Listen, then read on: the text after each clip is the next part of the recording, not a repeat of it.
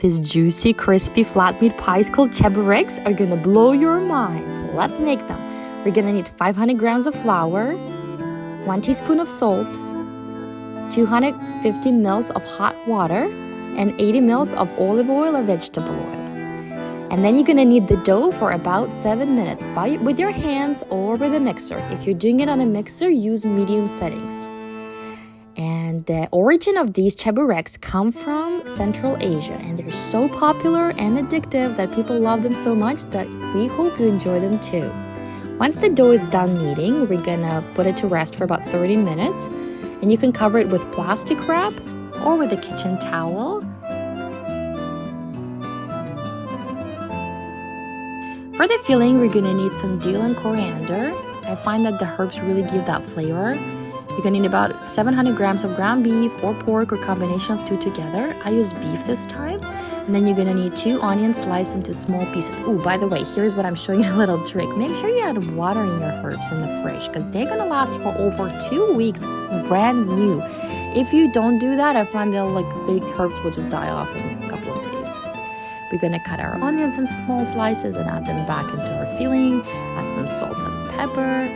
And the real trick to this, or magic I'd say, because it's pretty straightforward, is to add water, enough water.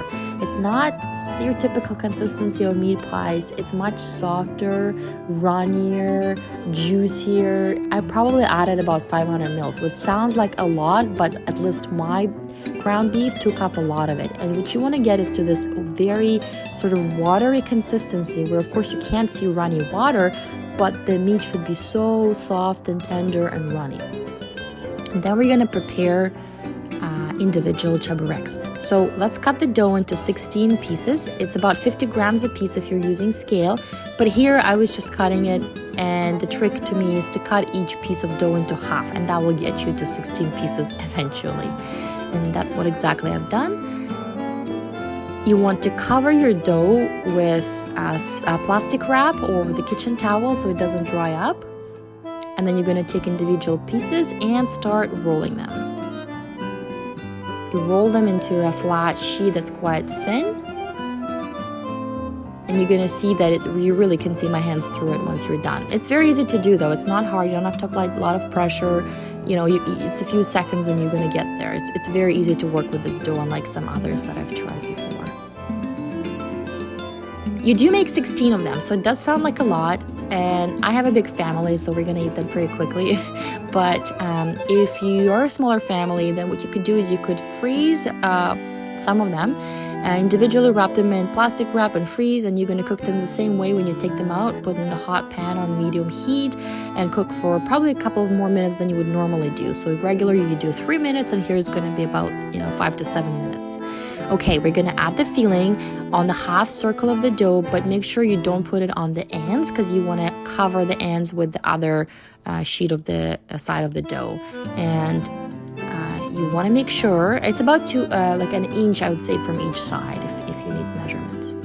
And then the trick here is to make sure you close your dough very, very, very, very well. And I cannot emphasize that because otherwise it can leak out. It's not hard to do, just make sure you close all the ends. And you could do it with your fingers.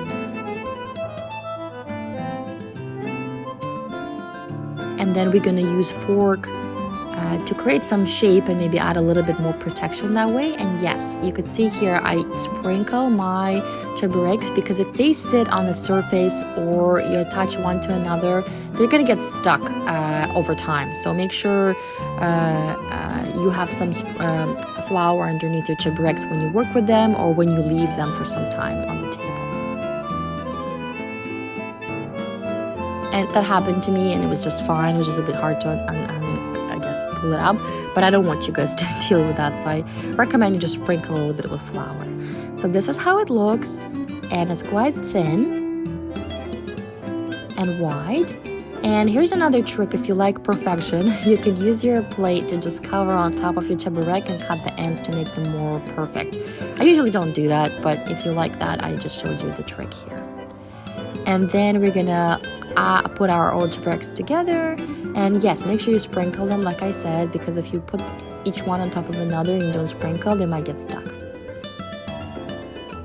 This is how great they look. And like I mentioned, you can wrap them with salad wrap individually if you like to freeze some. And I did actually a few and cook the rest.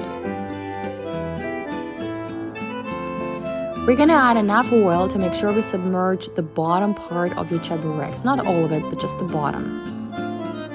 It really depends on your pan how much you're gonna add. But you could see here, my bottom is completely covered. Oh, splash.